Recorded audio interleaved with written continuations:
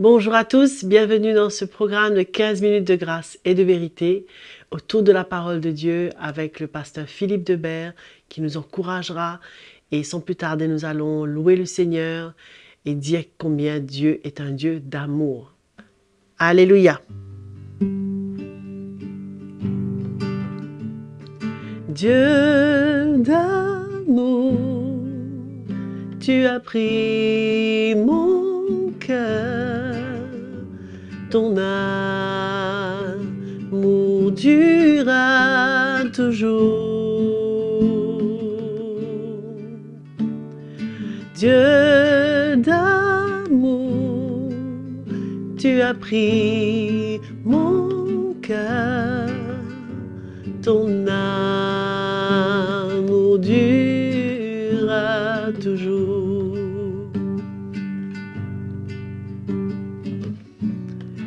À tout moment et à toute heure,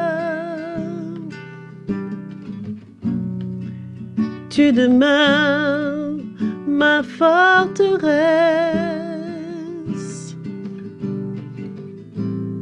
Dans tes bras, je suis en paix, je suis en paix. Dieu d'amour, tu as pris mon cœur, ton amour durera toujours. Alléluia. On sert un Dieu d'amour, allons être à l'écoute de sa parole.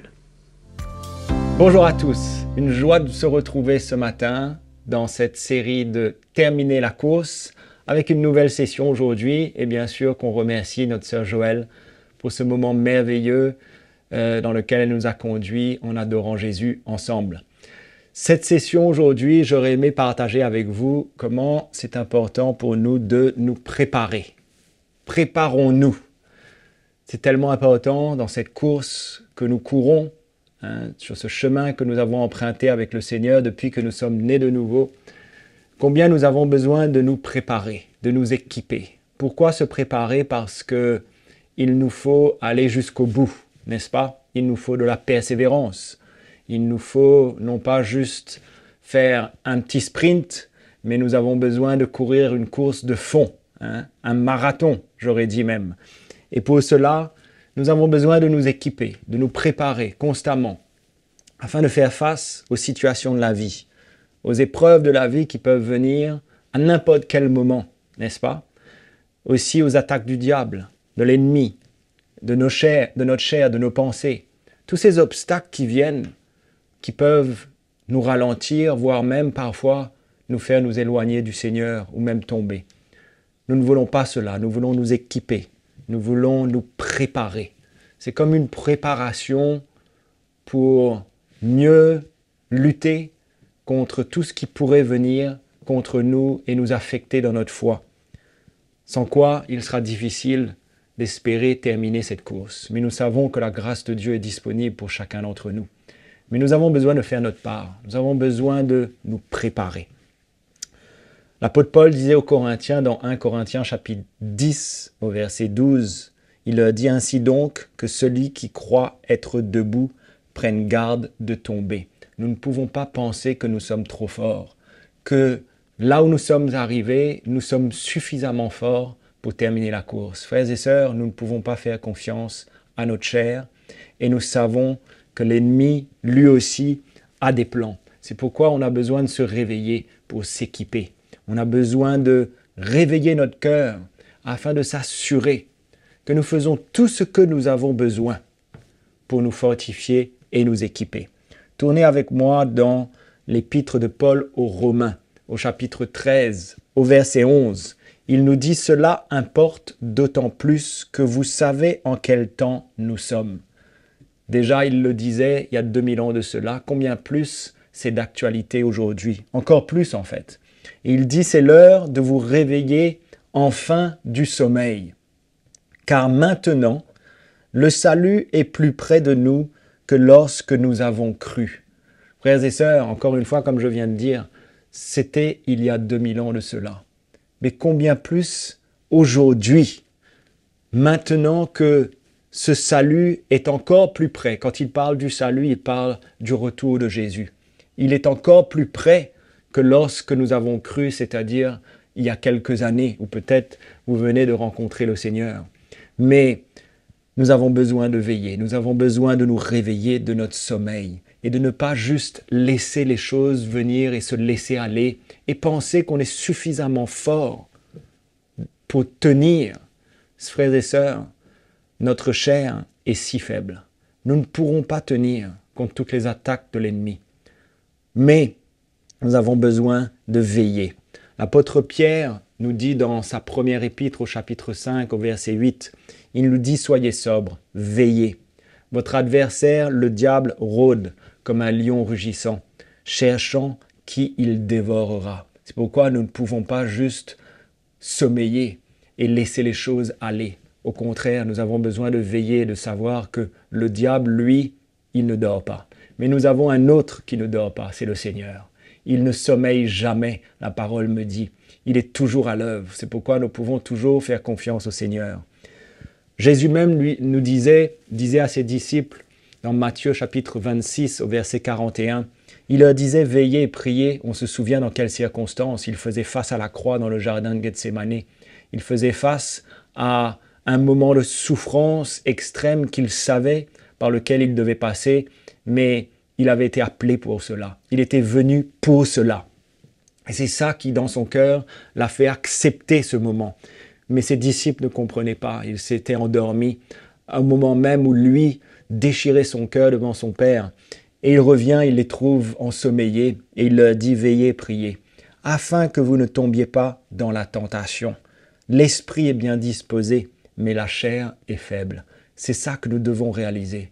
L'esprit est bien disposé, frères et sœurs. Nous avons l'Esprit de Dieu en nous, mais notre chair est bien faible. C'est pourquoi nous avons besoin de veiller. C'est pourquoi nous avons besoin de garder notre relation avec le Seigneur, de prier sans cesse, de nous confier dans le Seigneur, de garder cette relation avec le Seigneur et de le laisser faire ce qu'il a besoin en nous, de le laisser travailler notre vie, nous dépouiller de tout ce qui n'est pas de lui.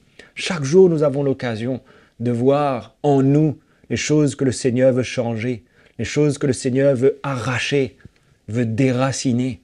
Combien nous avons besoin d'ouvrir notre cœur et d'avoir un cœur humble, ouvert à cette œuvre. Il nous dit dans l'évangile de Marc, au chapitre 13, au verset 32, « Pour ce qui est du jour ou de l'heure, personne ne le sait. Ni les anges dans le ciel, ni le Fils, mais le Père seul.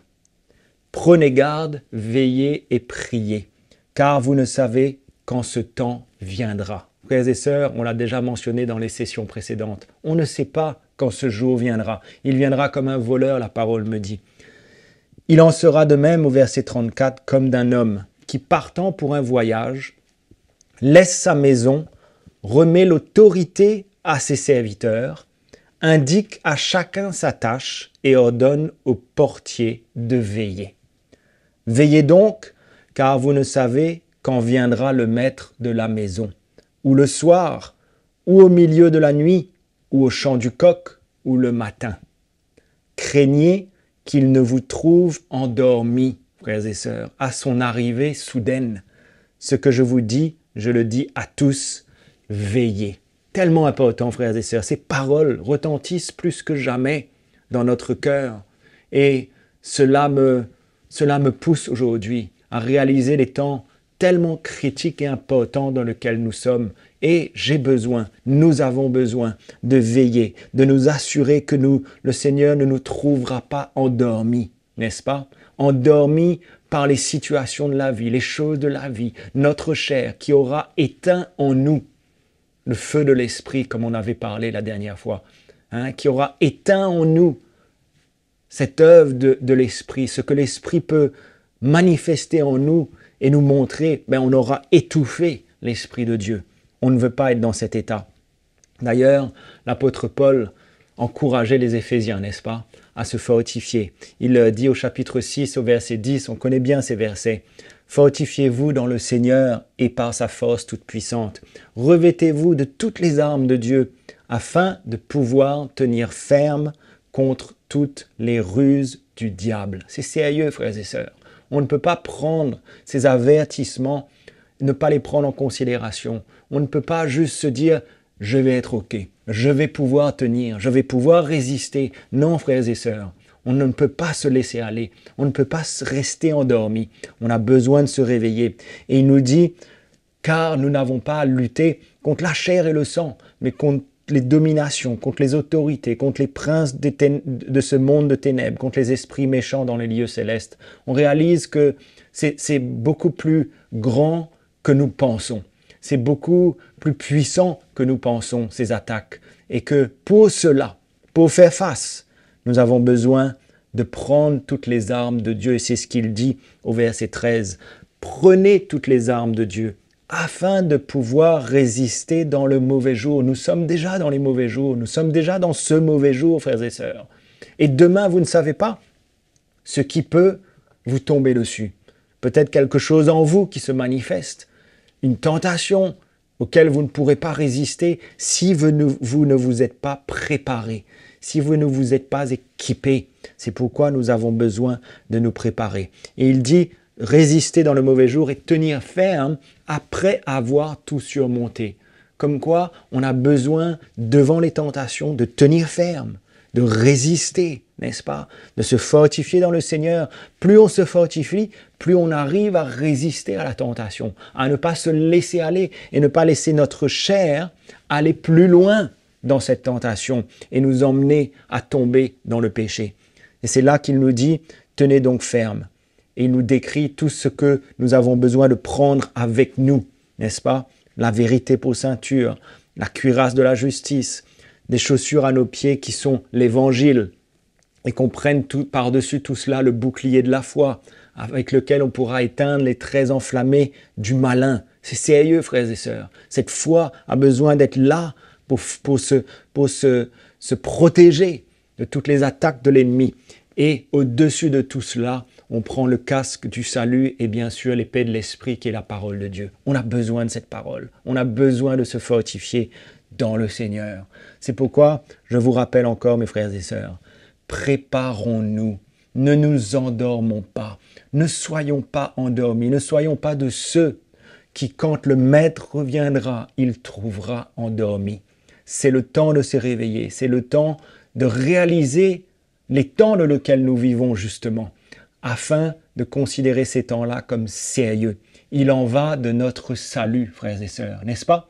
Ce n'est pas juste pour quelques années, il en va de notre éternité. C'est pourquoi nous ne pouvons pas jouer avec notre éternité. C'est mieux de souffrir pour un temps, afin d'arriver à terminer la course et de recevoir ce qui nous attend, la vie éternelle. Amen. J'espère que ces paroles vous encouragent à vous réveiller, vous encouragent à vous lever dans votre cœur, vous lever peut-être de votre sommeil. Et si vous sentez que vous vous êtes endormi spirituellement, dans l'esprit, je vais vous encourager. Le Seigneur est là, sa main est tendue vers vous, afin que vous puissiez vous réveiller, reprendre ce chemin avec lui. Vous n'avez pas besoin de rester là où vous êtes, dans cet état de sommeil. Mais repentez-vous de tout votre cœur, venez au Seigneur et le Seigneur sera fidèle pour réveiller dans votre cœur un amour pour lui, pour sa parole et pour retrouver des moments dans sa présence. J'espère que ces paroles vous encouragent. On se retrouve à notre prochaine session. Voilà, c'était la fin de cette session de 15 minutes de grâce et de vérité, le programme du Seigneur avec le pasteur Philippe Debert qui vous a encouragé.